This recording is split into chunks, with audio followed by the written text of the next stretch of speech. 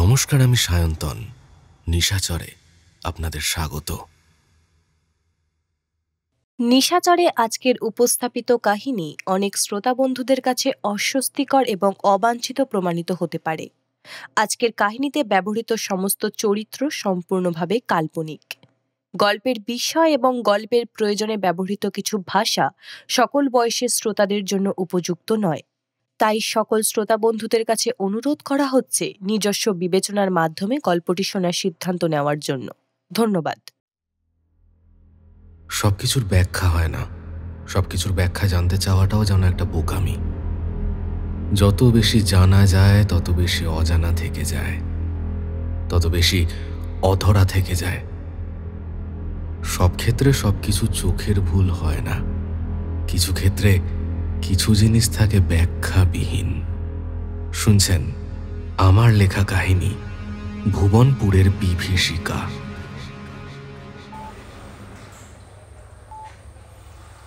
আমি সাহেব, and I really don't have any freaking idea what exactly happened. Like, I have some idea, but I don't know how to explain. আমার সাথে এই কয়েকদিনে ঠিক কী ঘটেছে আমার সবটা মনে আছে, কিন্তু নিজেকে বিশ্বাস করাতে পারছি না। চারিদিকে কত কিছু বিশ্বাসযোগ্য ঘটে চলেছে, যেমন এই স্যালাইনের পাইপটা যেটা আমার হাতে এসে ঢুকেছে, এটা কতখানি বাস্তব। কিংবা ওই দূরে দাঁড়িয়ে থাকা নার্স, সেও বাস্তব। কিংবা ডাক্তারেরা যারা আমার চিকিৎসা করছে, অথবা আজ সকালে যে পুলিশ অফিসাররা এসেছিল, সবাই তো বাস্তব জগতেরই অংশ।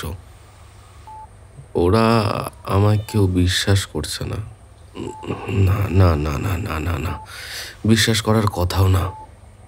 আমি সালা নিজেই নিজেকে বিশ্বাস করাতে পারছি না, আর তো ওরা। যাক, তবুও বলি, দেখুন আপনারা বিশ্বাস করতে পারেন কিনা।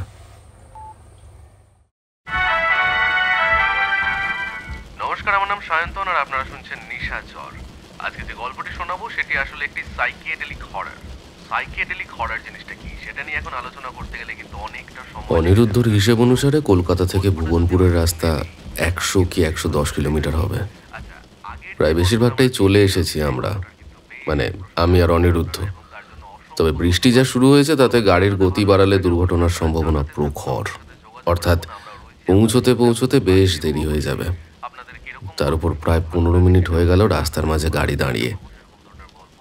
সামনে রাস্তার উপর পরপর কিছু গাছ ভেঙে পড়ে রয়েছে, বেশ কিছু গাড়ি আটকে রয়েছে। লোকজন সেগুলো সরানোর চেষ্টা করছে। অবস্থা দেখে বোঝা যাচ্ছে যে সময় লাগবে। অগত্যা গাড়িতে বসে অপেক্ষা করা ছাড়া উপায় নেই। তবে অনিরুদ্ধ দেখছি হালকা মেজাজেই আছে। আগে কখনো সাডেন ট্রিপ প্ল্যান করেছিস? করেছি, কিন্তু এই লেভেলে করিনি ভাই। আমরা নাকি লাঞ্চ ব্রেকে বেরিয়েছে, সোমবার দিন অফিসে গেলে যা খেতে হবে না বাটাম। অলরেডি রাঘবের কিন্তু 4টে কল ঢুকে গেছে। হ্যাঁ, বলে দিবি মেডিকেল এমার্জেন্সি।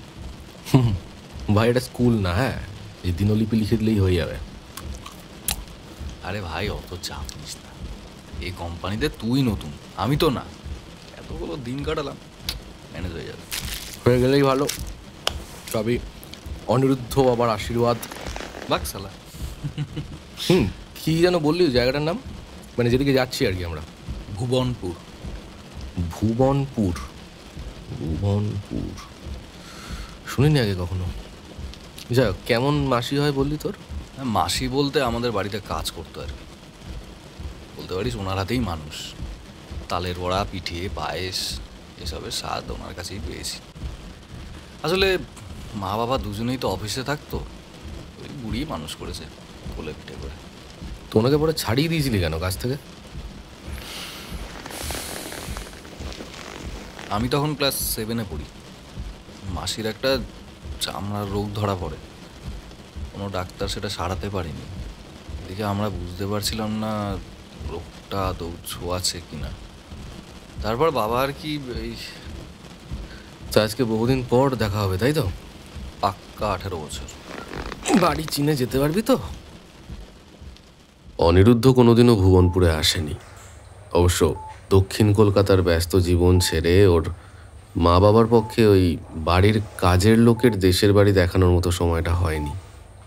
কিন্তু কেন জানি অনিরুদ্ধর মনে হয় ও একবার হলেও ভুবনপুরে এসেছে। আজ বাড়িতে কিছু না জানিয়েই বেরিয়ে পড়েছে। না জানানোর কারণ হলো, যখন এই কাজল মাসির চামড়ার রোগটা ধরা পড়ে তখন কর্তব্য অনুযায়ী অনিরুদ্ধর বাবার চিকিৎসার দায়িত্ব নেওয়ার কথা ছিল, কিন্তু তাতে সে রাজি হয়নি। কিন্তু আবার কিভাবে ওই মুহূর্তে তাকে কাজ থেকে ছাড়াবে সেটাও বুঝে উঠতে পারছিল না, কারণ ওই চামড়ার রোগটা নিয়ে ওদের ভয় ছিল, হয়তো ওটা ছোঁয়াচে বা কিছু একটা। অবশেষে চোর অপবাদ দিয়ে তাকে ছাড়ানো হয়। কিন্তু ওই ছোট্ট অনিরুদ্ধ সেই সময় বুঝেছিল যে তার কাজল মাসি চোর নয়। আজ যে শুধুমাত্র ঘোরার উদ্দেশ্যে এসেছে তা নয়, মনে মনে সে কাজল মাসির কাছে ক্ষমা চাইতেও এসেছে, এটুকু আমি বুঝি।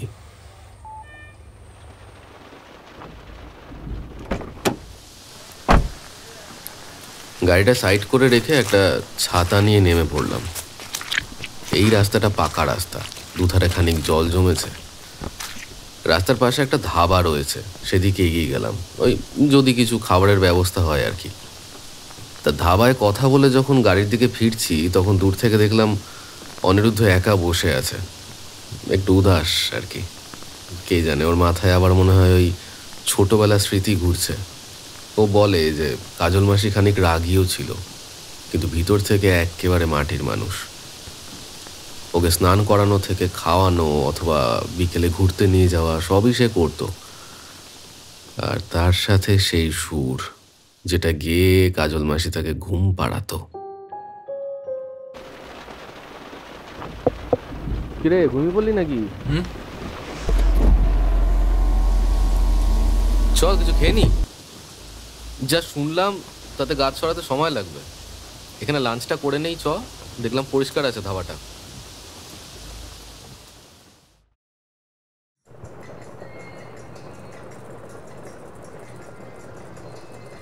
বৃষ্টি কমার কোনো নাম নিচ্ছে না। অনিরুদ্ধ দেখলাম বেশ কিছুক্ষণ একটু আনমনা হয়ে রয়েছে। আমি ফোন নিয়ে ঘাটাঘাটি করছিলাম। ধাবায় আমরা ছাড়া আর কোনো খদ্দেরও নেই, বেশ চুপচাপ পরিবেশ। তো কিছু বাদে দুই হাতে দুটো থালায় রুমালি রুটি আর তরকা নিয়ে হাজির হলো একটি ছেলে। এদিকে কোথায় যাচ্ছেন আপনারা? হ্যাঁ, ভুবনপুর। ভুবনপুর? সেটা আবার কোথায়? মানে? তা এখান থেকে তো 20-30 কিলোমিটারের মধ্যে পড়বে ধানিয়াপুর, তারপর জঙ্গল। ওদিকে তো ডাকাত ছাড়া আর কিছু নেই দাদা। ডাকাত? তো আপনারা কি ভাবছেন? এই যে গাছগুলো ঝড়ের দাপটে পড়েছে, কাল রাতে গাছ ফেলে গাড়ি লুট হয়েছে এখানে। মাঝরাতে এইসব রাস্তা ধরে যে সব লরি যায় সব লুট হয়ে যায়। কেন? কিসের অভাব এদের? কোনো অভাব না, এদের সবটাই এরকম। ছোটো থেকে দেখে আসছি তো, এই কারণে 7টার পর এখানে আর কোনো লোক বেরোয় না। তাই বলছি, যদি যান তাহলে তাড়াতাড়ি ফিরবেন। ফিরবো মানে এখানে থাকবো কোথায়? থাকার তো বললে আশেপাশে হোটেলের ব্যবস্থা তো হয়ে যাবে, কিন্তু হবে না। কাজল মাসির বাড়ি একবার পৌঁছে গেলে থাকার কোনো অসুবিধা হবে না। বলছি ব্যাক করলে হয় না? মানে যা শুনছি আর কি, পরিবেশটা খুব একটা সুবিধার নয় মনে হচ্ছে। কথাটা শোনার পর অনিরুদ্ধ এমনভাবে তাকালো আমার দিকে যেন চোখ দিয়ে খেয়ে নেবে আমায়। তবে টেবিল ফেবিল ছড়িয়ে একেবারে সোজা হেঁটে চলে গেল বাইরের দিকে। তা বুঝলাম যাই হয়ে যাক, আজকে ভুবনপুরে যেতেই হবে।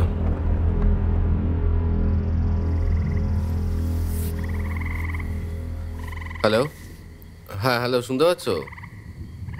হ্যাঁ মা, বলছি একটু আটকে গেছি বুঝলে। না একটা বন্ধুর বাড়িতে আছি। হ্যাঁ, তো খুব চাপাচাপি করছে, থেকে যেতে হবে মনে হয়। না কালকেই চলে আসছি। চলে আসবো, আমি সময় মতো চলে আসবো। ঠিক আছে, ওকে, রাখলাম। হ্যাঁ। ফোনটা রেখে চারিদিকে তাকিয়ে বেশ দুশ্চিন্তা হলো। চারিদিকে অন্ধকার ঘনিয়ে এসেছে। আমার সাথে অনিরুদ্ধর বন্ধুত্ব বেশি দিনের নয়, কিন্তু এই কয়েকদিনে অনিরুদ্ধর জেদ সম্পর্কে বেশ ধারণা করে ফেলেছি। তবে হ্যাঁ, মনটা ভালো, একটু বাচ্চা সুলভ আর কি। ওর জন্যই তো নিজের গাড়ি নিজে ড্রাইভ করে এসেছি, তারপরে অনিরুদ্ধর বায়না ফেলতে পারছি না। ওর কথা মতো গাছ সরানো অবধি এই ধাওয়াতেই অপেক্ষা করতে হবে। যে গাড়িগুলো দাঁড়িয়ে আছে তার মধ্যে 2টো ট্রাক বাদে আর বাকি সবাই ফিরে গেছে। তবে বৃষ্টিটা এখন থেমে গেছে, কিন্তু ঠান্ডাটা ধীরে ধীরে বাড়ছে।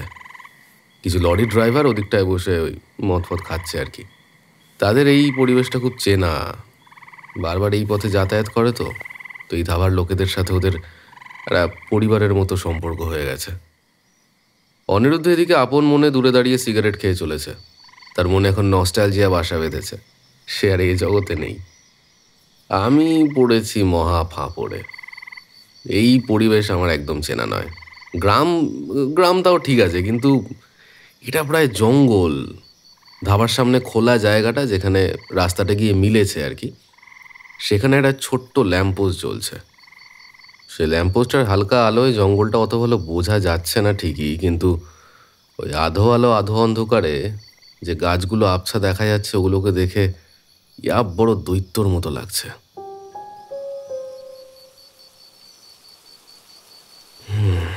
বৃষ্টিটা এতক্ষণ ছিল না, কিন্তু আবার শুরু হলো। তবে হ্যাঁ, এই বৃষ্টির শব্দটা এখান থেকে দাঁড়িয়ে বেশ রোমাঞ্চকর লাগছে। গাছগুলো এতক্ষণে সবকটা সরানো হয়ে গেছে। লরি ড্রাইভাররা একে একে গাড়ি নিয়ে বেরিয়ে পড়তে লাগলো। আর এই সময় দেখি অনিরুদ্ধ আমার দিকে এমনভাবে তাকাচ্ছে যেন ভুবনপুরের দিকে তাকে নিয়ে যাওয়াটা আমার কর্তব্য। আমার প্রতি আগে কখনো কোনো বিষয়ে রাগ করেছে বলে মনে পড়ছে না, তবে এই কাজল মাসির প্রতি ওর ভালোবাসাটা মানে একটু বেশি। তো আমি আর কথা না বাড়িয়ে গাড়ির দিকে এগিয়ে গেলাম, কারণ এই ট্যুরটা করার পরিকল্পনা বহুদিনের। ও, একটা জিনিস ভুলে যাচ্ছি আমি। ভাই বলছি, বিয়ার হবে 2টো।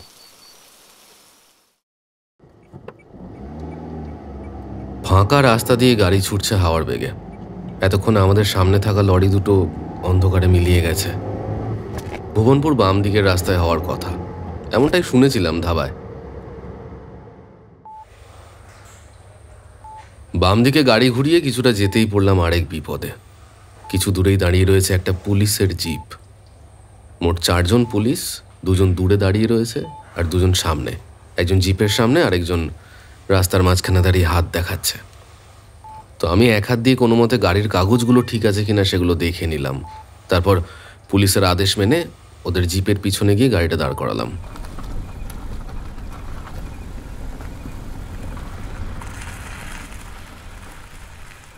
তো আমি তো কাগজগুলো খুঁজছি, কিন্তু পুলিশ অফিসারের সেই কাগজে খুব একটা ইন্টারেস্ট আছে বলে মনে হলো না। সে বরং গাড়ির সামনে ঝুঁকে পড়ে খুব সন্দেহ নজরে দেখতে শুরু করলো আমাদের গাড়িটা। কি এদিকে কোথায়? স্যার, ভুবনপুর। ভুবনপুর? এটা আবার কোথায়? কোথায় মানে এদিকেই তো পড়ে। এদিকে কোনো ভুবনপুর নেই। চলে যাও চলে যাও। চলে যাওয়া মানে? স্যার, এত দূর ড্রাইভ করে এলাম, একটু দেখুন না প্লিজ। মানে এই যে শুনুন, যদি ওখানে কি 144 চলছে নাকি যে আপনি আমাদের যেতে দেবেন না? অনিরুদ্ধ, আপনি এইভাবে আমাদের আটকাতে পারেন না। কম ডাউন। আমাকে ওখানে যেতেই হবে। আরে সালা, ছেলে দেখে গরম নিচ্ছে। হ্যাঁ, গরম নেবার কি আছে? হ্যাঁ, এটা আপনার বাবা আর রাস্তা নাকি? যাকে খুশি আটকে দেবেন, যাকে খুশি যেতে দেবেন। আর কি হচ্ছে? এই ছেলে লকাবে পড়ে পিছনে ডান্ডা গুঁজে দিলে না, সব গরম ঠান্ডা হয়ে যাবে। আমাদের ডিউটি শেখাচ্ছিস সালা? গাড়িটা চেক কর তো, শিওর মালফাল খেয়ে গাড়ি চালাচ্ছে। দেখ দেখ হচ্ছেটা কি? পিছন থেকে একটা গম্ভীর স্বর ভেসে এলো। ইনি আরেকজন পুলিশ অফিসার। এতক্ষণে জিপের বনেটের উপর গা এলিয়ে দিয়ে দাঁড়িয়েছিল। বেশ ভারী চেহারার লোক, মোটা গোঁফ, ঠোঁটের উপর ঝুলে পড়েছে, চোখ দুটো ঢুলু ঢুলু। সব অফিসারদের মাঝখানে এনার বয়স একটু বেশি, বেশ ভারী কি রয়েছে। একেবারে অভিভাবকের মতো হাত তুলে অনিরুদ্ধকে ডাকলো। বেটা এদিকে আয়। অনিরুদ্ধর একেবারে তীব্র অনীহা। তারপরেও যেতে হবে, ডেকেছে যখন। চোখে মুখে অস্বস্তি আমি দেখতে পাচ্ছি এখান থেকে। তোদের কি মরার ইচ্ছে হয়েছে নাকি রে? হ্যাঁ, জানিস এ পথে কত বিপদ আছে? ডাকাতের ভয় দেখাচ্ছেন তো? তো আপনারা আছেন কি করতে? ডাকাতটা আসল কথা নয়, আসল কথাটা কি বলুন? তুমি ভুবনপুর যেতে চাইছো তো? বহুদিন পর শুনলাম নামটা। আমার ঠাকুরদার মুখে শুনেছিলাম এককালে সে নাকি ওখানেই থাকতো। আদৌ ওরম কোনো গ্রাম আছে কিনা জানি না, এককালে ছিল হয়তো। তবে লোকে ভুবনপুর বলতে এখন যেটা বোঝায়, সেই লোকেশনে তো এখন শুধুই জঙ্গল। কচি খোকা পেয়েছেন নাকি আমাদের? একটা গ্রাম ছিল কিন্তু এখন আর নেই। কোথায় গেল সব? হ্যাঁ, ফালতু কথা বলার জায়গা হয় না। মারা গেছে। মারা গেছে? মারা গেছে নাকি? মারা গেছে? মারা গেছে মানে? হ্যাঁ, যা খুশি আপনি তাই বলুন, আমরা বিশ্বাস করব? দেখো, তোমাদের বারণ করা হচ্ছে যখন, তখন ফিরে যাও। তোমাদের ভালোর জন্যই বলা। আপনি বললেন যে মারা গেছে, কিভাবে মারা গেছে আগে বলুন। দেখো, কি হয়েছিল? তোমাদের যতটুকু বলার আমি বলে দিয়েছি, এর থেকে বেশি আমিও জানি না। নিজেদের ভালো চাইলে ফিরে যাও, এই রাস্তাটা এমনিতেও ভালো না। ভাই চল।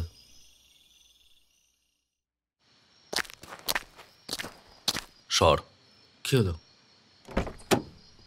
আমি ড্রাইভ করব। ও ওকে ওকে, ফাইন ফাইন। ইয়েস ইয়েস, বেঁচে গেছি, আর যেতে হবে না ভাই। ও বাবা, ভগবান বাঁচিয়েছ আমায়। কিরে, স্টার্ট দে, চল। সিট বেল্টটা পরে নে। হুম, সিট বেল্টটা পরে নে। Seat belt? ওকে, হ্যাঁ সিট বেল্ট, তাই তো। সিট বেল্ট না পড়লে কত রকম বিপদ হতে পারে। হ্যাঁ সিরিয়াসলি, ঠিক ঠিক, ভালো কথা মনে করিয়েছিস।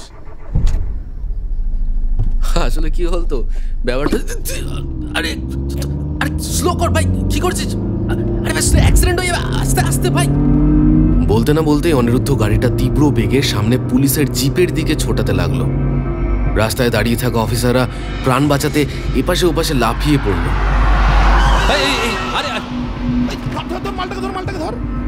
ঝোড়ো হাওয়ার মতন ওদের চোখের সামনে দিয়ে নিমেষের মধ্যে উধাও হয়ে গেল গাড়িটা। তোর কি মাথাটা বিগড়ে গেছে?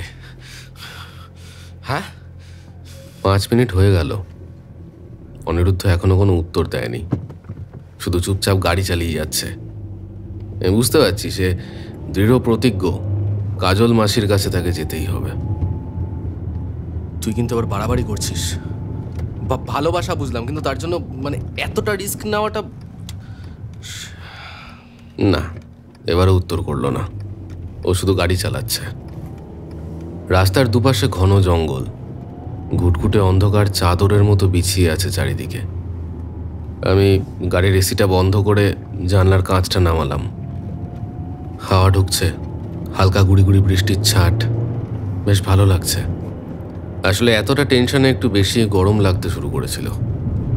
অনিরুদ্ধ এদিকে এবড়ো খেবড়ো রাস্তা আর মানছে না, ও গাড়ি এপাশ ওপাশ করে প্রচণ্ড দুলুনির সাথেই চালিয়ে চলেছে।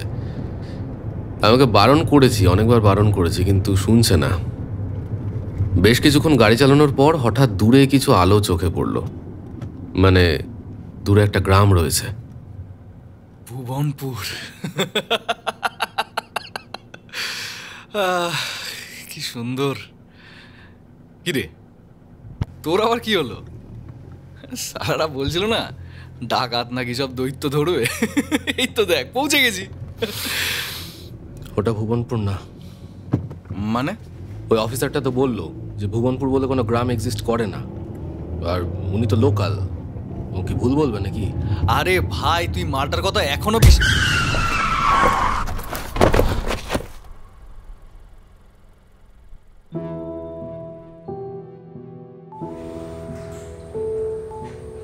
আচমকা গাড়ির ছাদে কিছু একটা এসে পড়েছে। অনিরুদ্ধ টাল সামলাতে না পেরে বেশ কিছুক্ষণ এপাশ ওপাশ করে প্রায় একটা গাছের সাথে ধাক্কা লাগাতে গিয়ে কোনো মতে ব্রেক কষে গাড়িটা থামালো। আর ওই শেষ ঝাঁকুনিতেই গাড়ির ছাদের উপর এতক্ষণ আঠার মতো লেগে থাকা বস্তুটি সামনে ছিটকে গিয়ে পড়ল। হেডলাইটের আলোয় দেখা গেল একটা মানুষ। দূর থেকে গঙ্গানির শব্দ শোনা যাচ্ছে। আমরা ঝটপট গাড়ি থেকে নেমে সেদিকে ছুটে গেলাম। একটা মাঝারি উচ্চতার ছোটখাটো মানুষ। আমরা কাছে পৌঁছানোর আগে উঠে দাঁড়ালো। একেবারে অবাক করা ফ্যাকাশে গায়ের রং, পরনে ধুতি। উঠে দাঁড়িয়েই দুহাত জোর করে ফেললো। আমার ভুল হয়ে গেছে, বুঝতে পারিনি, আমি গাছ থেকে পড়ে যাবো, আমি বুঝতে পারিনি, গাছ থেকে পড়ে যাবো, এই লোকগুলোর হাসি, কথাবার্তা, স্বভাব কোনোটাই স্বাভাবিক লাগেনি আমার। পিছন ঘুরতেই দেখলাম গাড়ির সামনে আরো দুজন দাঁড়িয়ে। অদ্ভুত রকম দেখতে, কেউ ভীষণ লম্বা, কেউ ভীষণ বেঁটে, কেউ বা খুবই মোটা। ওই লোকগুলো এতটাই হাসাহাসি করতে শুরু করলো যে লোকটা আমাদের গাড়ির উপর এসে পড়েছিল সে হঠাৎ খুব রেগে গেল। মাটির থেকে একটা পাথর তুলে নিয়ে ওদের দিকে ছুঁড়ে মারল।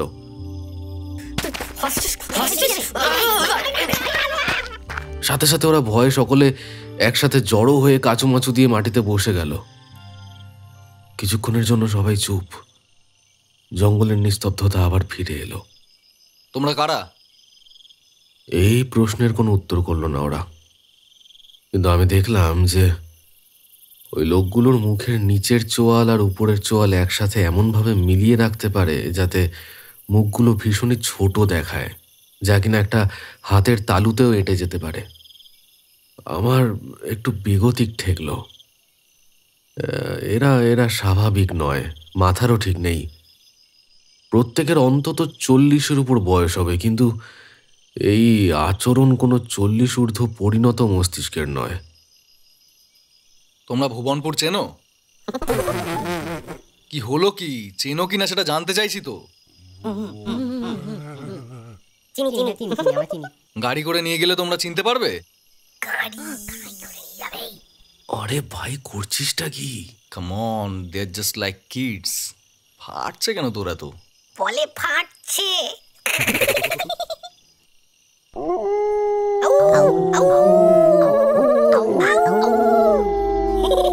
ভাই আরে চিল, গাড়ি তো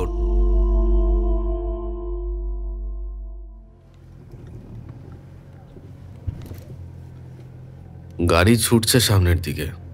পিছনের সিটে ওদের সকলকে ঠিকঠাকভাবে ধরেনি। ওর কোলের উপর বসে রয়েছে। হঠাৎ লক্ষ্য করলাম পিছনের দিক থেকে একটা ফ্যাকাশে হাত গাড়ির গিয়ারের দিকে এগিয়ে আসছে। আমি সাথে সাথে ওদের দিক ঘুরে তাকালাম। একটু কড়া নজরেই তাকিয়েছি। ওমা, বাচ্চাদের মতো গুটিয়ে গেল। শুধু কিছু পরে একটা মিহি কণ্ঠ ভেসে এলো, এবার ডান দিকে। গাড়ি এতক্ষণে এমন একটা জায়গায় এসে পৌঁছেছে যেখানে বেশিরভাগ গাছের কোনো পাতা নেই। এদিকে সেদিকে গাঢ় ধোঁয়া উঠছে। হ্যাঁ, ধোঁয়া, এতটাই ধোঁয়া যে রাস্তার উপরে যেন কুয়াশা জমে রয়েছে। এত ধোঁয়া কিসের এখানে? এটা শ্মশান। বাইরের দিকে তাকিয়ে দেখি সত্যি সত্যি সেখানে একটা আধপোড়া মরা পড়ে রয়েছে। তার দেহের নিচের অংশ পুড়লেও মাথার দিকটা ঠিকঠাক পড়েনি। আমার সারা শরীরে কাটা দিয়ে গেল। আমার বাবা না আজকেই মারা গেছে। ওই দেখ তোর বাবা পড়ছে। কোথায় কোথায়? হ্যাঁ তাই তো, ওই তো। মা, পুরোটা তো পড়েইনি। এই গাড়ি থামাও, গাড়ি থামাও, গাড়ি থামাও, গাড়ি থামাও, একটু কাজ আছে, গাড়ি থামাও। ওরা গাড়ি থেকে নেমে গেল।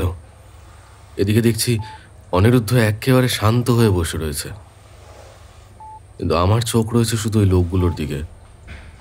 ওরা ছুটে গেল সেই মরাটার দিকে। ওদের কি উৎফুল্লতা, সেটা চোখে লাগার মতো, যেন একদল শিশু একটা ফুটবলের খোঁজ পেয়েছে। যে লোকটা বলছিল তার বাবার দেহ, সে কোমরে ধুতির ভাঁজ থেকে একটা দেশলাই বের করলো। তারপরে মৃতদেহর মাথার কাছে বসে পড়ে চুলে আগুন লাগানোর চেষ্টা করলো। আর বাকি লোকগুলো এমনভাবে সেদিকে বড় বড় চোখ করে তাকিয়ে আছে যেন দূরে দাঁড়িয়ে থেকে তুবড়িবাজি জ্বালাতে দেখছে। মরার চুলটা সামান্য পুড়েই নিভে যাচ্ছে, আর তাই দেখেই ওদের কি আনন্দ।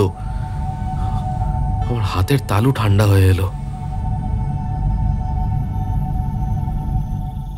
ভাই, এসব কি দেখছি? আরে বাদ দে না, ওরা পাগল ছাগল যা খুশি করুক। মানেটা কি? আর serious? Like they are freaking creepy. They are just crazy. Come on. অনিরুদ্ধর এতটা ক্যাজুয়াল স্বভাব আমার বিরক্তিকর লাগতে শুরু করেছে এবার। বেশ কিছুক্ষণ গুম মেরে গাড়িতে বসে থাকার পর দেখি লোকগুলো আবার ফিরে আসছে। গাড়ি চলতে শুরু করলো আবারও। গাড়ি যত এগোচ্ছে ধোঁয়াশা তত কমছে। ধীরে ধীরে পাতাওয়ালা গাছ চোখে পড়তে লাগলো, পরিবেশ স্বাভাবিক হতে লাগলো। এবার আমার বুকে একটু জল এলো। এবার সত্যি হয়তো অন্তত ভুবনপুরের দিকে এগোচ্ছি, অন্তত ওই শ্মশানের পরিবেশটার থেকে বেরোতে চাই। কিন্তু এখনো অবধি কোনো বাড়ি ঘর চোখে পড়ছে না। অনিরুদ্ধ আগের মতোই নিশ্চিন্তে গাড়ি চালিয়ে যাচ্ছে। আমি পায়ের কাছ থেকে ধীরে ধীরে বিয়ারের বোতলটা বের করলাম। ছোট ছোট সিপ নিয়ে একটু একটু করে টেনশন কমানোর চেষ্টা করছি। অদ্ভুতভাবে পিছনে বসে থাকা লোকগুলো একেবারে শান্ত হয়ে গেছে, শুধু মাঝে মাঝে হাত তুলে রাস্তা দেখিয়ে দিচ্ছে। এবার বাদিকে। কিন্তু বাদিকে সে অর্থে কোনো রাস্তা নেই, কেবল জঙ্গল। অনিরুদ্ধ যন্ত্রের মতো গাড়িটা সেদিকে নামিয়ে দিল। তারপর কিছুটা এগিয়ে যেতেই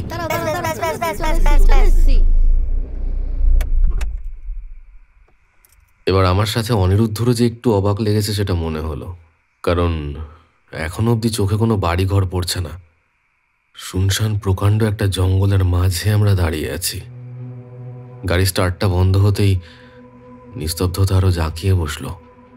হেডলাইট নিভে যেতেই দুটো চোখ যেন অন্ধ হয়ে গেল। পিছনের লোকগুলো একেবারে ঝটপট গাড়ির থেকে নেমে পড়লো। তারপর দেখি হাত নেড়ে আমাদেরও নামতে বলছে, কিন্তু এখানে তো কিছুই নেই, চারিদিকে তো কোনো শব্দও পাচ্ছি না। কিরে? সাথে সাথে ওই লোকগুলোর ভিতর থেকে একটা বেটে খাটো লোক বেরিয়ে এসে কানে হাত রেখে কিছুটা এমন ভঙ্গি করলো যেন কত কিছু শুনতে পাচ্ছে। তারপর হাতের ইশারায় সামনের দিকে হেঁটে যেতে বলল। ও কি আমাদেরকে নিয়ে মজা করছে? কিছুই বুঝতে পারছি না। সামনের দিকে একটা সরু খাল বয়ে গেছে, কলকল করে জলের শব্দ পাওয়া যাচ্ছে। তার উপর দিয়ে একটা নড়বড়ে সাঁকো। সাঁকো বলতে দুটো বাঁশ পাতা রয়েছে, দ্যাটস ইট। পাশে কোনো হাতলও নেই। একজন সাঁকোর কাছে গিয়ে খুব উৎসাহের সাথে বাকিদেরকে ডাকলো। বাকিদের একজন অনিরুদ্ধর হাত ধরল, আরেকজন একদম খপ করে আমার হাতের কবজিটা চেপে ধরল। আরে এত সরু জায়গা দিয়ে যেতে গেলে তো পড়ে যাবো। আরে আমার কথা শেষ হওয়ার আগেই আমাকে টান মেরে সাঁকোর দিকে নিয়ে গেল। হাত ধরাধরি করে একে একে লাইন দিয়ে অতি সাবধানে হাঁটছি সাঁকোর উপর দিয়ে। বৃষ্টিতে বাঁশ দুটো বেশ পিচ্ছল হয়ে গেছে, পাড়া দিলেই এপাশ ওপাশ ঘুরছে।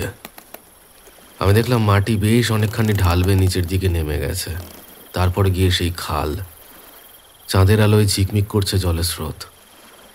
এদিকে বেশিক্ষণ তাকিয়ে থাকলে মাথা ঘোরাচ্ছে, ভয় বুকের ভিতরটা ঢিপ ঢিপ করছে। সবার আগে বেটে লোকটা হাঁটছে, তারপর অনিরুদ্ধ, আর আমার সামনে সব থেকে লম্বা লোকটা রয়েছে। ফলে সামনে কি হচ্ছে কিছুই দেখতে পাচ্ছি না। এতগুলো লোকের ভারে সাঁকোটা খানিকটা ঝুলে পড়েছে, শব্দ হচ্ছে। আমার আমার রীতিমতো পা কাঁপছে থরথর করে। হঠাৎ সামনের ওই লম্বা লোকটা আমার হাতটা ছেড়ে দিল। আমি চোখ তুলে দেখলাম বাকিরা সবাই ওই পারে পৌঁছে গেছে। লম্বা লোকটাও তরতর করে হেঁটে বাকি সাঁকোটা অতিক্রম করে ফেলল। আর কিছুটা মাত্র বাকি, কিন্তু এখনো নিচে তাকালে সে গভীর খাদ আর খালটা চোখে পড়ছে। আমি ভয়ে এক জায়গায় দাঁড়িয়ে রয়েছি। আমি ঝুঁকে পড়েছি। আরে আমাকে ছেড়ে গেলে কেন? আমি পড়ে যাবো তো। অনিরুদ্ধ এতক্ষণে পাড়ে দাঁড়িয়ে রাজার হালে একটা সিগারেট ধরিয়েছে। এদিকে আমি ভয়ে মাথা তুলতে পারছি না। এভাবে যখন প্রায় পাড়ের একদম কাছাকাছি চলে এসেছি, তখন মুখ তুলতেই দেখি একেবারে আমার চোখের সামনে ওই লম্বা লোকটা বীভৎস মুখ নিয়ে আমার দিকে তাকিয়ে হেসে রয়েছে। আমি চমকে উঠলাম। আমি চমকে উঠে আমি আর নিজেকে সামলাতে পারিনি, একদম নিচে পড়ে গেলাম। পড়ে যাওয়ার কিছু আগে শুধু কানের সকলের চিৎকারটা একবার শুনতে পেয়েছিলাম, ব্যাস। তারপর চোখ বন্ধ অবস্থায় খানিকক্ষণ ভেসে থাকার পর আছড়ে পড়লাম একটা কাঠের পাটাতনের উপরে। পিঠে অসম্ভব যন্ত্রণা নিয়ে কোকাতে কোকাতে যখন চোখ খুললাম, দেখলাম আমি যেখানে এসে পড়েছি সেটা একটা নৌকো, খালের ধার ঘেঁষে বাঁধা ছিল। কিছু পরে দেখলাম ওই ঢাল বেয়ে সবাই নেমে আসছে নৌকোটার দিকে। লোকগুলো ওদের যেরকম স্বভাব আর কি, তখন হেসে চলেছে। কিরে, ঠিক আছিস তো? আমার খুব রাগ হলো, আমি কোনো উত্তর করলাম না। লোকগুলো অনিরুদ্ধকে নিয়ে নৌকোয় এসে বসলো। নৌকোটা বেশ বড়, কিন্তু সকলের ভারে ভীষণ তুলছে। সব থেকে রোগা লোকটা, ও বৈঠা বইছে। ও পারছে না, ওই বৈঠার ওজন নিতে পারছে না।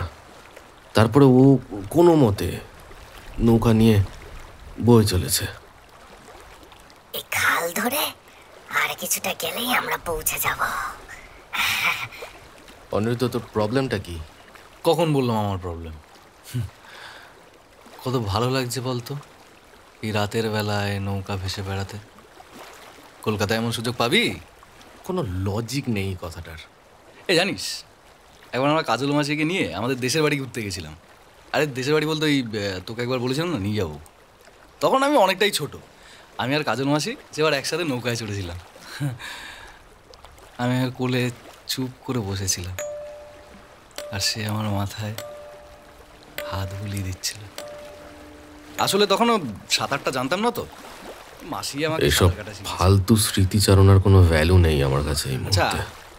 তুই সাঁতার জানিস? কোনো উত্তর দিতে ইচ্ছে করলো না। খালটা এখানে বেশ চওড়া, একটা মৃদু স্রোত বয়ে চলেছে সর্বদা, যেন কোনো পাহাড়ি খাল। দুপাশে গজিয়ে ওঠা ঝোপঝাড়ের ভিতর ঝিকমিক করছে একরাশ জোনাকির দল। মাঝে মধ্যে নৌকার আশেপাশে জলের ঘাই দিচ্ছে মাছের দল। নৌকাটা ধীরে ধীরে পাড়ের দিকে কিছুটা ঘেঁষতেই হঠাৎ লক্ষ্য করলাম পাড়ের উপর কিছুটা দূরে খোলা আকাশের নিচে বেশ কয়েকটা বেঞ্চ পাতা রয়েছে। বেঞ্চ বলতে ক্লাসরুমে যেরকম বেঞ্চ পাতা থাকে, সেখানে আবার বেশ কয়েকটি বাচ্চাও বসে রয়েছে। তাদের সামনে একটা ছোট্ট টেবিল, উপরে হ্যারিকেন জ্বলছে, আর পাশে একজন মহিলা ব্ল্যাকবোর্ডে কিছু হিজিবিজি টানছে।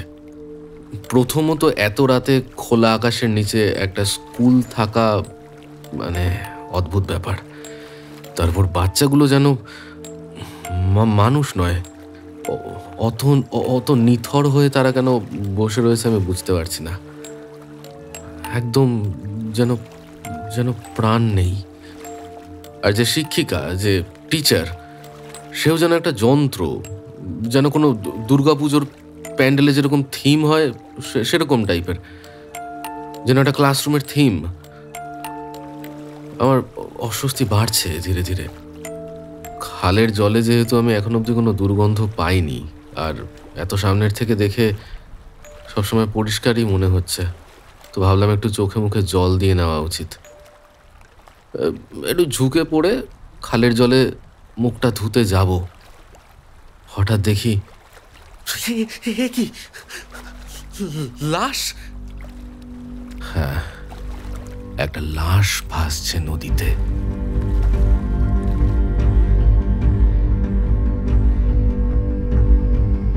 নৌকা পাড়ে ঠেকাতেই হঠাৎ কোথা থেকে কিছু মানুষ ছুটে এলো সেদিকে। ছুটে এলো বলার থেকে তীরে এলো বলাই ভালো। অনিরুদ্ধ আর আমাকে প্রায় ধরে নিয়ে চলল। কোথায় চললো কেউ জানি না, শুধু চারিদিকে অসহ্যকর ফিকফিক হাসি ছাড়া আর কিছুই শোনা যাচ্ছে না। অনিরুদ্ধ, আরে আমার গাড়িটা জঙ্গলের মাঝখানে ফেলে রেখে এলি, আর এখন কোথায় যাচ্ছিস তাও জানি না। এটা কি আদৌ ভুবন? আরে হাতটা সরাও না। তার উপর ওই খালের জলে লিটারালি মানুষের লাশ ভাসছে। আরে টেনশন করিস না, সব ঠিক আছে। আর এখানে তোর গাড়ি কে নেবে? Just enjoy bro. তুই তুই আমার গাড়ির চাবিটা দে ভাই, আই এম লিভিং। আরে অনিরুদ্ধ, আরে কোথায় যাচ্ছিস ওদের সাথে? অনিরুদ্ধ, দেখি ওষুধটা খেয়ে নিন।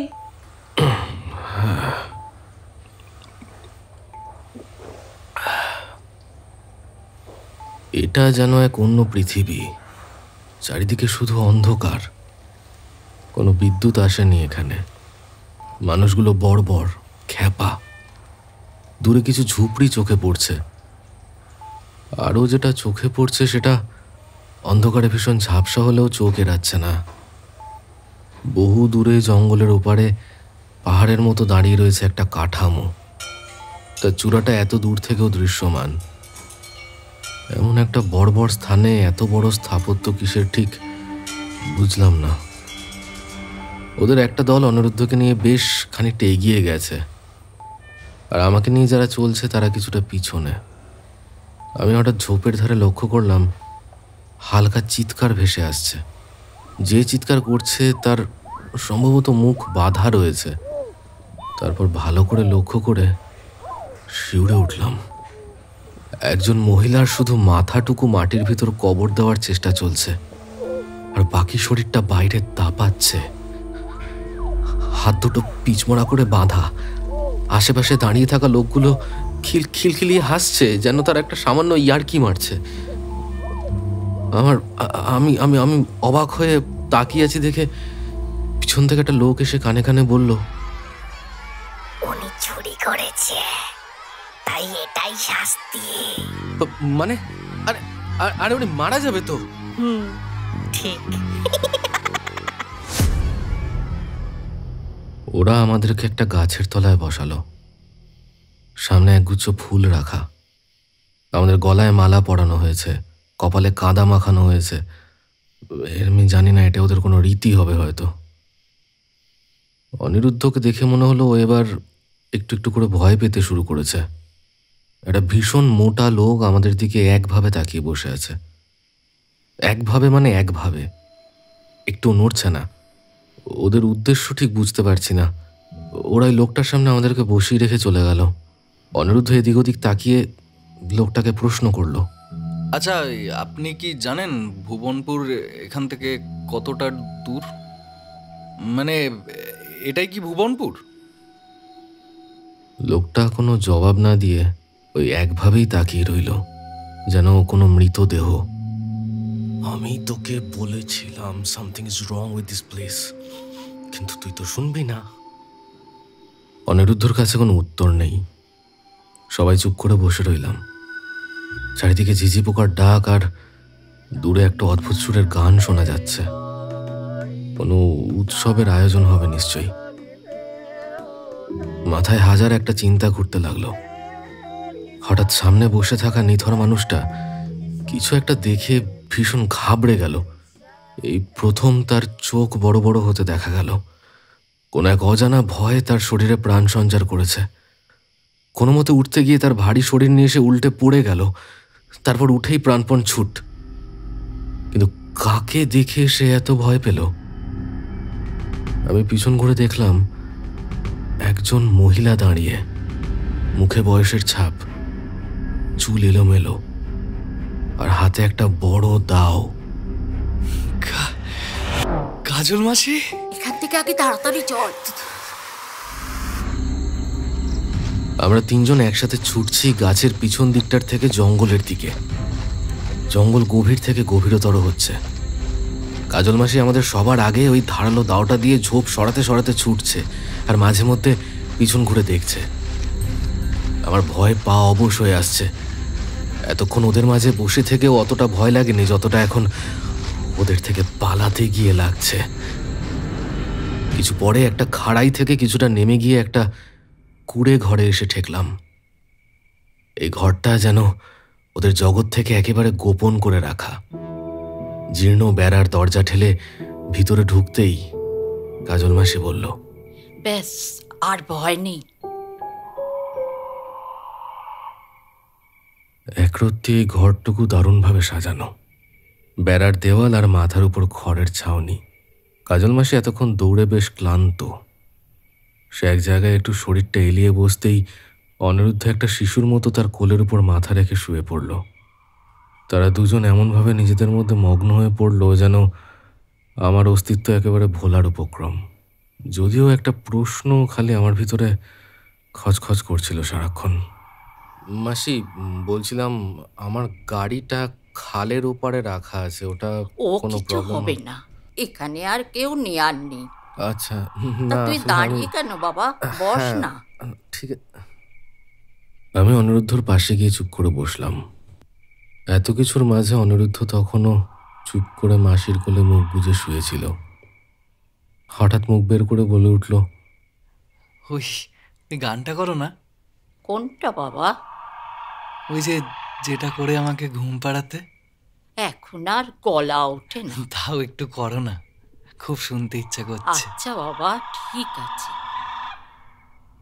ঘুমাই ঘুমাই খোকা ঘুমাই, ঘুমাই ঘুমাই খোকা ঘুমাই, চাঁদের বুড়ি ডাক দিয়েছে, স্বপন দেশে ঘরে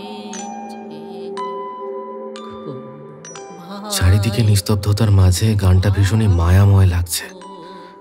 সত্যি যেন চোখ জুড়িয়ে আসছে। বাইরে সামান্য একটু বাতাসও বইছে না। সবাই যেন এই গানে মগ্ন। মাসি গান শেষ করে কোলে মাথা রেখে শুয়ে থাকা অনিরুদ্ধর কপালে একটা চুমু খেলো।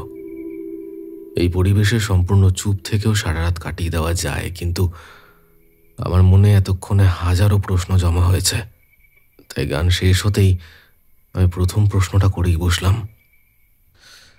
আচ্ছা মাসি, বলছিলাম এটা কি ভুবনপুর? আচমকা এমন একটা কথা শুনে অনিরুদ্ধ আর মাসি দুজনেই বড্ড বিরক্ত হলো। অনিরুদ্ধ তার কাজল মাসিকে পেয়ে গেছে, সুতরাং এটা ভুবনপুর কিনা এ নিয়ে আর কোনো মাথা ব্যথা নেই। না আসলে এখানে কি হচ্ছে আমি কিছুই বুঝতে পারছি না। আমি একটু আগে খালের উপরে একটা ডেড বডি দেখলাম, আর ওই লোকগুলো কেমন যেন। মাসি, অনিরুদ্ধদের বাড়ির থেকে রোগ নিয়ে গ্রামে ফিরে আসার পর দেখলাম গ্রামে মড়ক লেগেছে। একের পর এক লোকের মৃত্যু হচ্ছে, অথবা তারা গ্রাম ছেড়ে পালাচ্ছে। পরে জানতে পারলাম এখানে একদল উপজাতি হানা দিয়েছে। এরা যে কারা আর কোত্থেকেই বা এলো কিচ্ছু জানে না কেউ। অদ্ভুত আচার আচরণ। মানুষের মৃত্যু দেখলে এরা হাসি চেপে রাখতে পারে না, মানুষ মারতেও এদের হাত কাঁপে না। দুদিনের মধ্যে ভুবনপুর যেন নরক হয়ে গেল। সে কি, কোনো ব্যবস্থা নেওয়া হয়নি? ব্যবস্থা? এদের মারলেও কমে না, কোথার থেকে যে এরা আসে তাও জানা নেই। আমি কোনো মতে এখানে সেখানে লুকিয়ে বাঁচি। একবার ধরে ফেললে বাঁচার আর কোনো উপায় নেই। আমার গলা শুকিয়ে এলো। আমি আর কিছু বলতে পারলাম না। তবু কাজল মাসি দেখলাম বেশ স্বাভাবিক আছে। দাঁড়া, দেখি ঘরে কি আছে, কিছু মুখে দিতে হবে তো নাকি? কাজল মাসি ঘরের ভিতরে এক টুকরো বেড়ার পিছনে মিলিয়ে গেল। সেখানে একটা মাটির উনুন রাখা আছে। আমি যতক্ষণ রান্না করছি তোরা ঘরের পিছনটা একবার ঘুরে আসতে পারিস, এখানে তেমন কোনো ভয় নেই।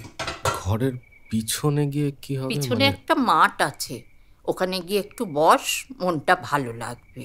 চ ঘুরে আসি। মানে তুই এখন বেরোবি?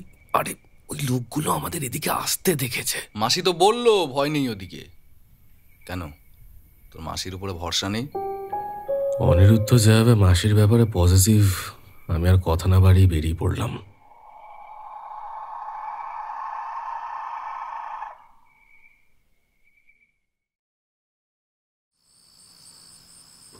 ঘরের পিছনে মাঠটা শুকনো।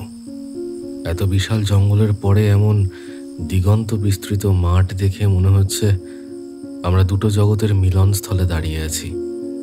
আকাশের ঘন মেঘের ফাঁকে ভেজা চাঁদের আলো। এই মুহূর্তে কলকাতার শহুরের স্মৃতি আমার কাছে কল্পনা মনে হচ্ছে। অনিরুদ্ধ মাঠ বরাবর চোখ রেখে একটা সিগারেট ধরালো। কেমন লাগছে তোর এই জায়গাটা? কৃপি। ভাই, এতদিন পর মায়ের দেখা পেলাম, এটা তোর ভালো লাগছে না? ব্যাপারটা ভালো লাগার না তো। এক সেকেন্ড, মা? মাসি থেকে মা কবে হলো? চ ওদিকটা থেকে একটু হেঁটে আসি। না তুই এখানে দাঁড়া দাঁড়া। আরে শোন, কি করছিস? কি বললি বল। ভাই প্লিজ ডোন্ট ফ্রিক আউট। মানে উনি কাজল মাসি আমাদের বাড়িতে কাজ করতে ঢোকার সময় বেশ ইয়াংই ছিল। আর তখন আমার মা আর বাবার ভেতরে বেশ একটা ঝামেলাই চলছিল, বুঝতেই পারছিস। তা একদিন ওই খাবার বাড়া আছে। হ্যাঁ আসছি, চল খাবার রেডি হয়ে গেছে। আর প্লিজ এই কথাটা কিন্তু কাউকে বলিস না প্লিজ। ঠিক আছে, তুই যা, আমি একটু পরে যাচ্ছি।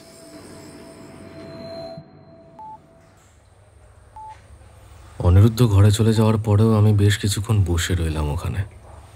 খিদে আর পাচ্ছিল না, আমার কোনো কিছুই আর ভালো লাগছিল না। পিছনে তাকিয়ে কুড়িঘরটাকে একটা রহস্যপুরী বলে মনে হচ্ছিল। আমার হঠাৎ মনে হতে শুরু করলো অনিরুদ্ধকে বিশেষ একটা নাচ নেই এতটা মিশে যাওয়া উচিত হয়নি। অনিরুদ্ধ বরাবরই বলতো যে ওর মা নাকি ওকে একদমই পছন্দ করে না, বরং এই কাজল মাসি এখন মাসি বলতেও বাঁচছে। তার মধ্যে ওই মহিলা যেসব কল্পকাহিনী শুনিয়েছে তাতে মাথাটা আরও বেশি করে গুলিয়ে গেছিল। তা আমি উঠে আসতেই যাচ্ছিলাম, কিন্তু হঠাৎ ঝোপের ভিতরে বেশ হট্টগোল শুনতে পেলাম। সেটা বেশ দূর থেকে আসছে, কিন্তু খুব একটা নিরাপদ দূর থেকেও নয়।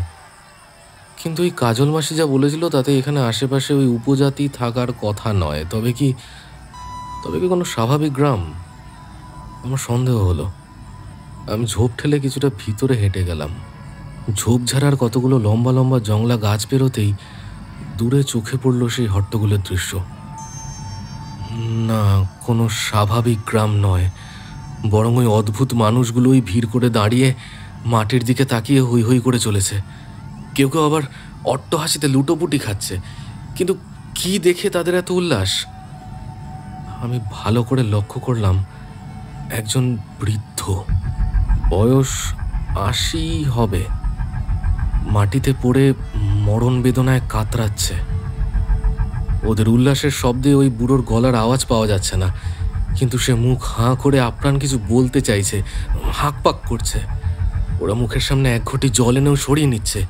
এদিকে ওই বুড়ো বারবার জল খেতে চাইছে, আর তাই দেখে ওদের কি হাসি। এমন সময় বেশ কয়েকজন একটা পাত্রে কিছু একটা নিয়ে এলো। সকলে এমনভাবে তাদের জায়গা করে দিল যেন কোনো পুণ্যের কাজ করতে এসেছে তারা।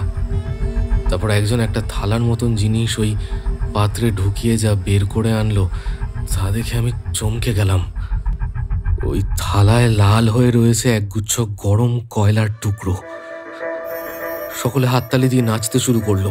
তারপর ওদের মধ্যে একজন এসে ওই বুড়োর বুকের উপর বসে হাঁ করে থাকা মুখের মধ্যে সেই কয়লা ঢেলে দিতেই আমি চোখ বন্ধ করে নিলাম। শুধু একটা আর্তনাদ কানে ভেসে এলো। আমি সাথে সাথে জোর পায়ে ঝোপের ভিতর থেকে বেরিয়ে মাঠে এসে পৌঁছালাম। আমার ওই মুহূর্তে কাঁদতে ইচ্ছা করছিল। ফোনটাও কাজ করছে না যে কাউকে ফোন করব। টাওয়ার, চার্জ কোনোটাই নেই। শুধু পরদিন সকালে বিদায় নেওয়ার কথা কল্পনা করে নিজেকে সান্ত্বনা দিতে থাকলাম।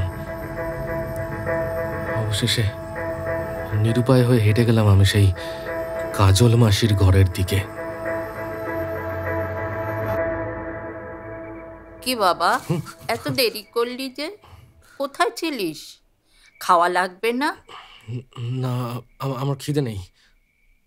অনিরুদ্ধ এই অন্ধকার ঘুপচির ঘরের মধ্যে বসে কিভাবে যেন মনের সুখে খেয়েই যাচ্ছে। এতক্ষণ আমার বুঝতে দেরি নেই যে আমি ভীষণভাবে ফেঁসে গিয়েছি। কিছু তো একটা গড়বড় আছে। আর তখন সবেমাত্র আমি একটা খুন দেখে এসেছি নিজের চোখে। কি করব? বলবো কি? বলবো কাকে? বলবো এদের বলে কোনো লাভ আছে? আমি অনিরুদ্ধর পাশ কাটিয়ে হেঁটে গিয়ে ঘরের একেবারে কোনায়, অর্থাৎ দরজার থেকে যতটা দূরে সম্ভব গিয়ে শুয়ে পড়লাম। ছাদের ছাউনির কিছুটা জায়গায় ঘর নেই, আর সেখান থেকে আকাশের দিকে তাকিয়ে দেখলাম মেঘ একেবারে কেটে গেছে। অনেক তারা দেখা যাচ্ছিল।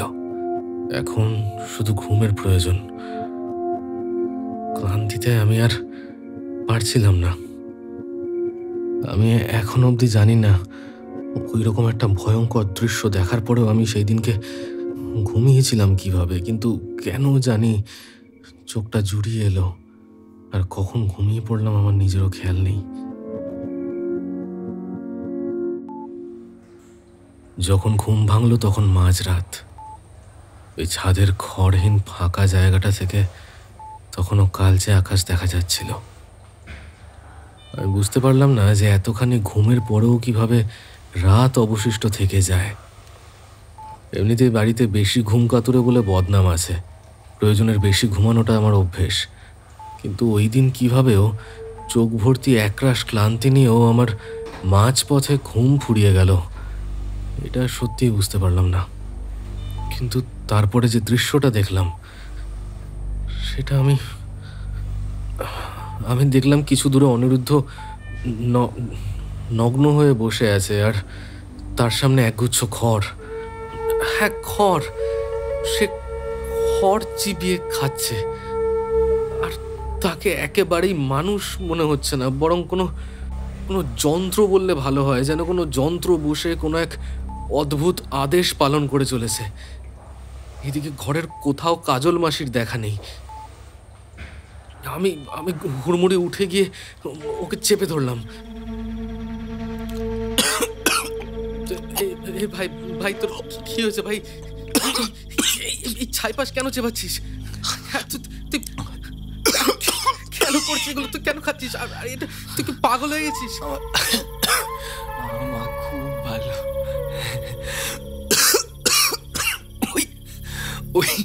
ওই মায়ের থেকে এই মা অনেক বেশি ভালো। আমি এখানেই।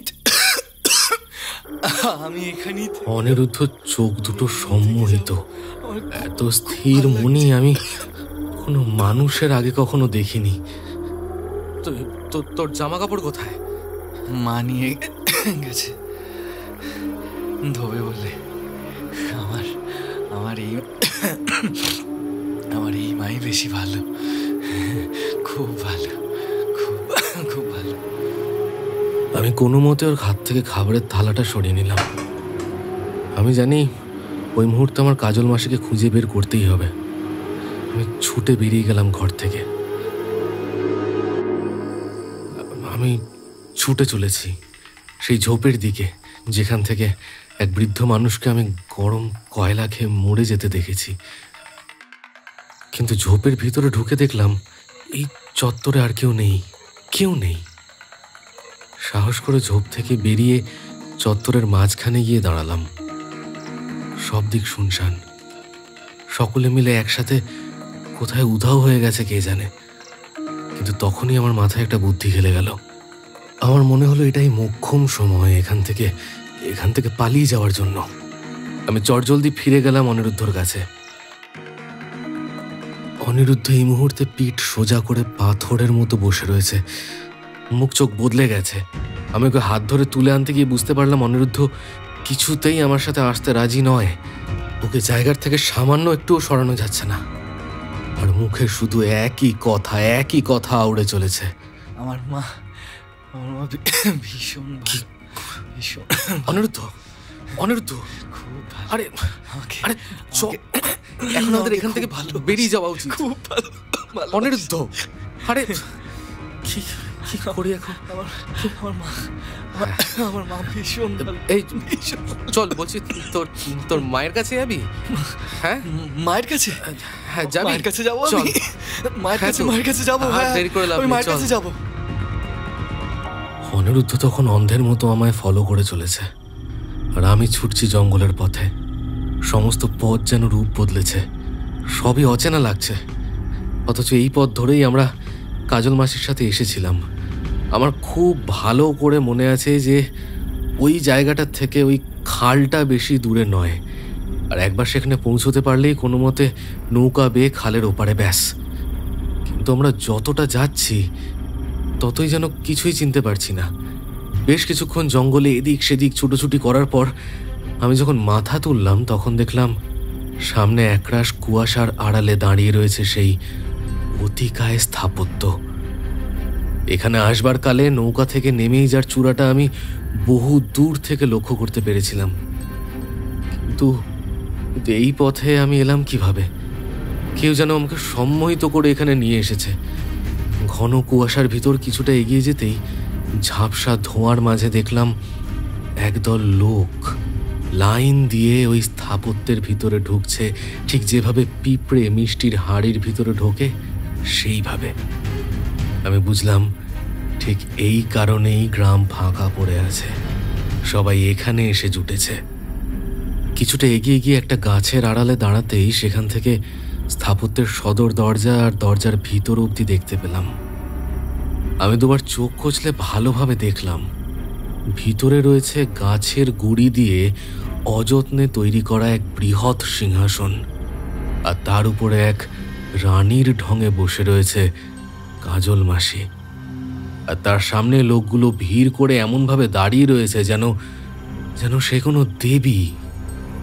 আমি অনেক আগেই সন্দেহ করেছিলাম যে কিছু একটা গড়বড় চলছে, এই কাজল মাসি মানুষটা ঠিক নেই। তাই আমি আর বাজে কৌতূহল না দেখিয়ে অন্যদিকে পা বাড়াতে যাব, কিন্তু হঠাৎ চোখে পড়ল কাজল মাসির সিংহাসনের পাশে একটা খড়ের পুতুল বানানো রয়েছে, আর সেই পুতুলের গায়ে জড়ানো রয়েছে অনিরুদ্ধর পোশাক। আর লোকগুলো সেই পুতুলের সামনে ধুনো জ্বেলেছে, ওটার পুজো করা হচ্ছে। আমার একটু সন্দেহ হলো। সাবধানে দরজার সামনে গিয়ে নিজেকে আড়াল করে দাঁড়ালাম। শুনলাম কাজল মাসি দরাজ গলায় বলে চলেছে,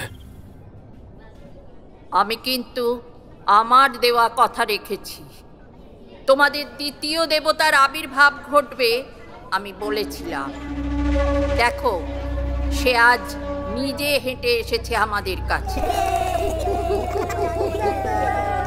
তোমরা সবাই জানো যে মানুষের সাথে আমাদের সঙ্গমে যে বীজ উৎপন্ন হয় তা সব থেকে শক্তিশালী এবং তোমাদের দেবতা হওয়ার যোগ্য। কিন্তু সকলের দ্বারা এ কাজ করা সম্ভব নয়, কারণ বলতে বলতে সে হঠাৎ করে থেমে গেল। কারণ সে দেখতে পেল একটা লোক ওই খড়ের পুতুলটার জামা কাপড়গুলো পরখ করে দেখছে। পুতুলটার খুব কাছাকাছি চলে এসেছে। অদ্ভুতভাবে পুতুলটার গন্ধ শুকছে।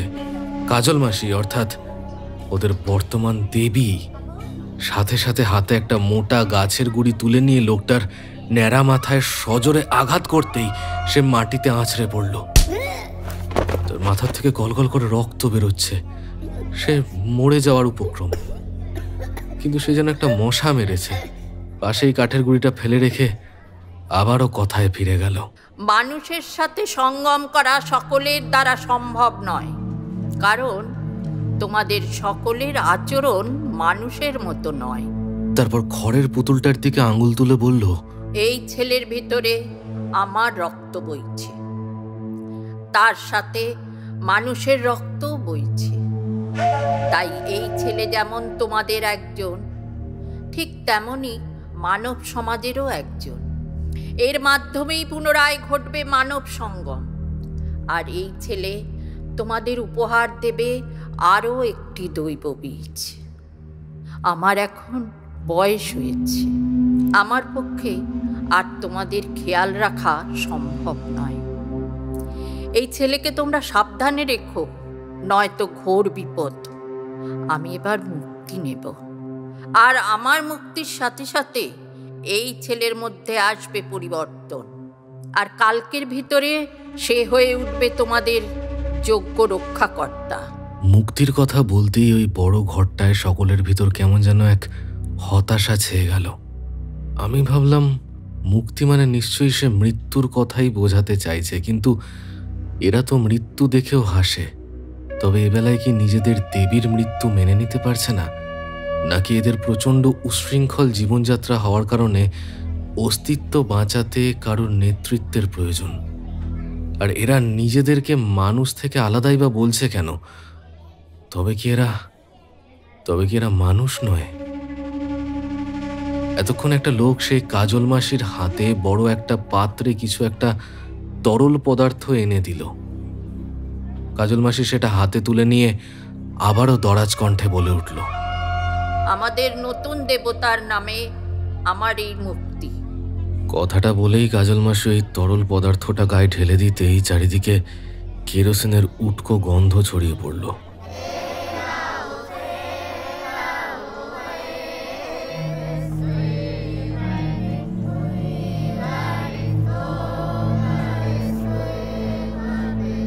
তারপর সে চোখ বন্ধ করে কিছুক্ষণ ধ্যানমগ্ন হয়ে দাঁড়িয়ে রইল।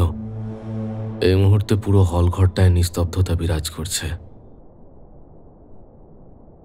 মা, আরে ওখানে কি করছো? ঘরে চলো, ঘরে চলো, ঘরে চলো। সবাই আতকে উঠে আমাদের দিকে ঘুরে তাকালো। আমি ভুলেই গেছিলাম অনিরুদ্ধর কথা, আর সাথে সাথে সকলের দৃষ্টি এসে আমার উপরে পড়ল। কাজল মাসি প্রচন্ড রেগে গিয়ে আমার দিকে আঙ্গুল তুলে বলল, মেরে ফেল এই জানোয়ারটাকে, ওর কোনো প্রয়োজন নেই এখানে। সকলে হায়নার মতো ছুটে আসছে দেখে কোনো মতে অনিরুদ্ধর হাত ধরে টানতে টানতে সেখান থেকে পালাতে শুরু করলাম। অনিরুদ্ধর একেবারেই যাওয়ার ইচ্ছা না থাকায় কাজটা অনেক কঠিন হয়ে পড়ছিল, কিন্তু কোনো মতে আমি ওকে ওখান থেকে বের করে নিয়ে এলাম। কালো আকাশ ততক্ষণে নীলচে হয়ে এসেছে। ভোরের আলো ধীরে ধীরে ফুটতে শুরু করেছে। এই স্থাপত্যের চূড়ার 4টে দিক রয়েছে। আমি মনে করার চেষ্টা করছিলাম যে কোন দিকটা খালের দিকে ছিল, কারণ আমি আসার সময় দেখেছিলাম, কিন্তু কিছুতেই এই মুহূর্তে মনে পড়ছিল না। হঠাৎ বিদ্যুৎ ঝলকের মতো মনে পড়ে গেল, আর আমি ঠিক সেই দিক বরাবর ছোটা শুরু করলাম। আমি জানি ওই দিকেই খাল রয়েছে, যদিও ভোরের আলো ফুটে যাওয়ায় কিছুটা সুবিধা হচ্ছিল, কিন্তু এদিকে পিছন থেকে ছুটে আসছে চাক ভাঙা বোলতার মতো অমানুষের দল। আমার একটা ব্যাপার অবশ্য সুবিধা হয়েছে, কারণ ওরা কেউ খেয়ালই করেনি যে আমি অনিরুদ্ধকে নিয়ে ঠিক কোন দিকে পালিয়েছি। যে যেদিকে পারছে ছোটাছুটি করছে। এদিকে অনিরুদ্ধ ধীরে ধীরে দুর্বল হয়ে পড়তে শুরু করেছে। অবশেষে আমি অনিরুদ্ধকে নিয়ে সেই খোলা জায়গাটায় এসে দাঁড়ালাম যেখান থেকে আমরা যাত্রা শুরু করেছিলাম। কিছু দূরে সদ্য ফোটা ভোরের আলোয় চিকচিক করছে খালের জল, আর তার ধারে বাঁধা রয়েছে একটা নৌকো। ব্যাস, আর কিছুটা পথ বাকি। ওপারে আমাদের জন্য অপেক্ষা করছে একটা নতুন জীবন। আমি পিছন ঘুরে শেষবারের জন্য একবার চূড়াটার দিকে তাকালাম, যেন এক অতিকায় মৃত্যুর সংকেত। তবু ভোরের আলোয় কিছুটা হলেও সেটা ভয়াবহতা কিছুটা হারিয়েছে। আমি মাথা ঘুরিয়ে ফের সামনে তাকাতেই গলা শুকিয়ে এলো। আমার সামনে দাঁড়িয়ে রয়েছে সেই লোকগুলো যারা আমাদেরকে এই মৃত্যুপুরীতে নিয়ে এসেছিল। তাদের হাসিতে আর সেই পাগলামি নেই, বরং রয়েছে একরাশ শয়তানি। প্রত্যেকের হাতেই ধারালো অস্ত্র। কিছুক্ষণের মধ্যেই পিছনে এসে দাঁড়ালো বাকিরা, আর সাথে ওই কাজল মাসি। যদিও এই মুহূর্তে এই নামটা তার জন্য বড্ড বেমানান। তার চুলগুলো এলোমেলো, শাড়ির আঁচল মাটিতে লুটাচ্ছে, চোখের মনি টকটকে লাল, সারা গায়ে জায়গায় জায়গায় লম্বা লম্বা লোম, আর চোখে মুখে সেই মাতৃত্বের বদলে শুধু ক্ষোভ আর বদলার আগুন। সে আমার থেকে কিছুটা মাত্র দূরে দাঁড়িয়ে ফুঁসছে। এই ভোরের আলোয় বাকি লোকগুলোর চেহারা পরিষ্কার। আমার কোনো সন্দেহ নেই যে এরা সত্যিই মানুষ নয়, যেন পৃথিবীর বুকে একটা আস্ত নরক বিরাজ করছে। কারুর মাথা শরীরের তুলনায় ভীষণই ছোট, কারুর কান বিশাল বড়, কারুর গোসাপের মতো জিভ বেরিয়ে আসছে। কাজল মাসি রাগে থরথর করে কাঁপতে কাঁপতে আবারও আমার দিকে আঙুল তুলে ধরল। এই ছেলের একমাত্র শাস্তি মৃত্যু। কথাটা শেষ হতে না হতেই আমার পিছন থেকে একটা শক্তিশালী হাত আমার গলাটা পেঁচিয়ে ধরলো, আর সাথে সাথে অনিরুদ্ধ আমার হাত ফসকে মাটিতে লুটিয়ে পড়ল। অনিরুদ্ধ এখন ভীষণই দুর্বল, তার দেহে শুধু প্রাণটুকু আছে এই যা। আমার দম বন্ধ হয়ে আসছিল, কিন্তু আমি যথাসম্ভব মাথা ঠান্ডা রাখার চেষ্টা করছি। আর কে আমার গলা চেপে ধরেছে সেটা আমি ভালোভাবেই বুঝতে পারছি। এটা হলো সেই লোকটা যে কিনা আসার সময় গাড়ি থেকে নেমে নিজের বাবার মৃতদেহের অবশিষ্ট অংশে আগুন জ্বালানোর চেষ্টা করছিল। সুতরাং এর কোমরে ধুতির ভাঁজে এখনো সেই দেশলাই থাকার কথা। কাজল মাসি যতক্ষণে চেঁচিয়ে বলছে, মেরে ফেল জানোয়ারটাকে, মেরে ফেল, ততক্ষণে আমি ধীরে ধীরে হাত বাড়িয়ে লোকটার কোমরের দেশলাইয়ের নাগাল পেয়ে গেছি এবং এক ফাঁকে সেটা নিজের পকেটেও ঢুকিয়ে নিয়েছি। আমি এবার একটু সাহস করে কনুই দিয়ে পিছনের লোকটার পাঁজরে সজোরে আঘাত করলাম, আর তৎক্ষণাৎ লোকটা আমাকে ছেড়ে দিয়ে হাত দুয়েক পিছনে সরে গেল। বাকিরা কিছু বুঝে ওঠার আগেই এক লাফে গিয়ে চেপে ধরলাম কাজল মাসির আঁচলের সেই অংশটুকু যেটা এতক্ষণ ধরে মাটিতে লুটিয়ে রয়েছে। তারপর একটুও সময় নষ্ট না করে দেশলাই ঠুকতে শুরু করলাম। কাঠি জ্বলছে না, সবাই তাকিয়ে রয়েছে, কেউ বাধা দিচ্ছে না। আমি বুঝলাম না ব্যাপারটা, বোঝার দরকারও নেই। অবশেষে আমি কাঠিতে আগুন জ্বালিয়েও ফেললাম, আর সেই আগুন কেরোসিনে সিক্ত শাড়িতে ছড়িয়ে পড়তে সময় লাগলো না। সকলের নজর যখন কাজল মাসির দিকে, সেই ফাঁকে আমি লক্ষ্য করলাম মাটিতে একটা ধারালো কাটারি পড়ে রয়েছে। যথারীতি সেটাকে ঝটপট তুলে নিলাম আর অনিরুদ্ধকে টেনে তুললাম মাটির থেকে। এতক্ষণে কাজল মাসির জ্বলন্ত দেহ নিথর হয়ে এসেছে, লম্বা আগুনের শিখা আকাশে গিয়ে মিলেছে। উটকো পোড়া গন্ধে ছেয়ে গেছে আকাশ বাতাস, আর সবাই শূন্য দৃষ্টিতে তাকিয়ে দেখছে সেই দৃশ্য। আমি অনিরুদ্ধর গলার কাছে কাটারিটা ঠেকিয়ে চেঁচিয়ে উঠলাম, এদিকে কেউ আসবে না, নয়তো তোমাদের এই দেবতার মাথা মাটিতে লুটাবে। সকলে কাজল মাসির দেহের থেকে চোখ সরিয়ে আমার দিকে তাকালো। তাদের চোখ মুখ একেবারে ভাবলে সেন, যেন ভয় দেখানোর বদলে অবান্তর কথা বলে চলেছি আমি। কিছু পরেই ওরা সকলে একসাথে হেসে উঠল, সেই খ্যাপাটে হাসি।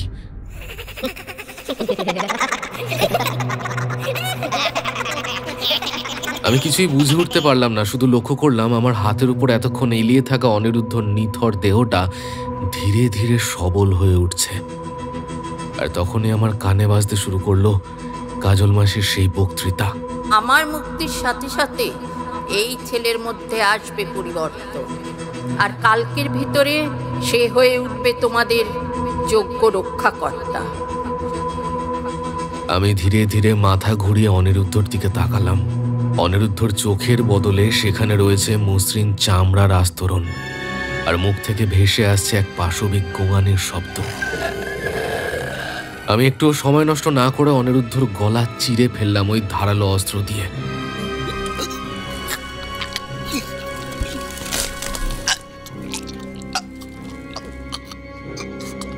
আর সকলে এমনভাবে আঁতকে উঠল যেন ব্যথাটা ওদের লাগলো। অনিরুদ্ধর গলা ফুঁড়ে ঠিকরে বেরিয়ে আসা রক্ত ভাসিয়ে দিল খালপাড়ের মাটি। কিছুক্ষণের মধ্যেই থরথর করে কাঁপতে কাঁপতে মাটিতে লুটিয়ে পড়ল সে। আমি লক্ষ্য করলাম প্রত্যেকেই দৃশ্য দেখার পর বড্ড নিস্তেজ হয়ে পড়েছে। ওদের পিছনে কাজল মাসির পোড়া দেহ, আর সামনে অনিরুদ্ধর কাটা দেহ, আর মাঝখানে ওরা বড্ড অসহায়। আমি প্রথমে পা টিপে টিপে নৌকোর দিকে এগোতে লাগলাম, কিন্তু কেউ কিছু বলছে না দেখে এক ছুটে এগিয়ে গেলাম নৌকোর দিকে। কাঁচা হাতে বৈঠা চালালেও নৌকো অল্প হলেও এগোচ্ছে। অনিরুদ্ধর রক্ত বেয়ে খালের দিকে আসতে শুরু করেছে। আকাশে ততক্ষণে সূর্যোদয় হয়েছে। আকাশ এখন পুরোপুরিভাবে নীল। কাজল মাসির দেহের থেকে বেরিয়ে আসা ধোঁয়ার ফাঁকে এখনো সেই চূড়ার মাথা দণ্ডায়মান।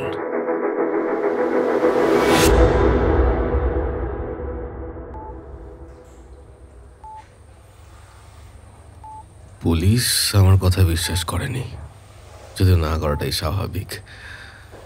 ইনভেস্টিগেশন চলছে এখনো।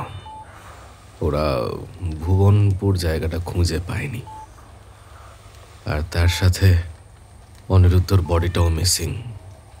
খুব স্বাভাবিকভাবেই সন্দেহ করা হচ্ছে যে আমি কিছু একটা করেছি আর সেই বডিটাকে লুকিয়ে ফেলেছি।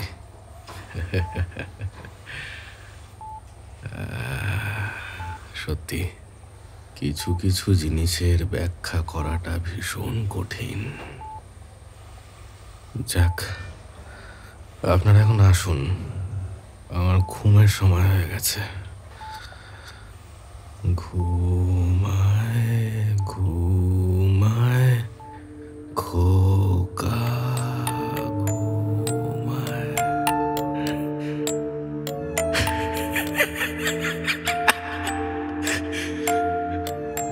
ঘুমায় ঘুমায়।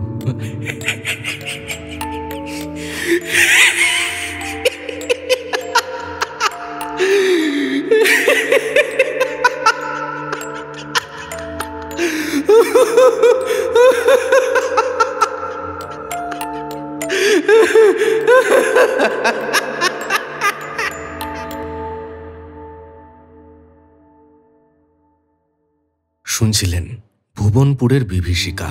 সাহেবের ভূমিকায় সায়ন্তন, অনিরুদ্ধর ভূমিকায় অর্ণক, কাজল মাসির ভূমিকায় পাপিয়া গাঙ্গুলি, ভুবনপুরের লোকগুলির ভূমিকায় সায়ন্তন, অর্ণক এবং দীপাঞ্জন, হোটেলের ছেলেটির ভূমিকায় দীপাঞ্জন, পুলিশের ভূমিকায় দেবাশিস এবং মৃন্ময়, নার্সের ভূমিকায় অনুষ্কা মণ্ডল। গল্পটি যদি ভালো লেগে থাকে অবশ্যই কমেন্ট সেকশনে জানাবেন, আর চ্যানেলটি অবশ্যই সাবস্ক্রাইব করবেন। দেখা হচ্ছে পরবর্তী গল্পে, নিশাচরে।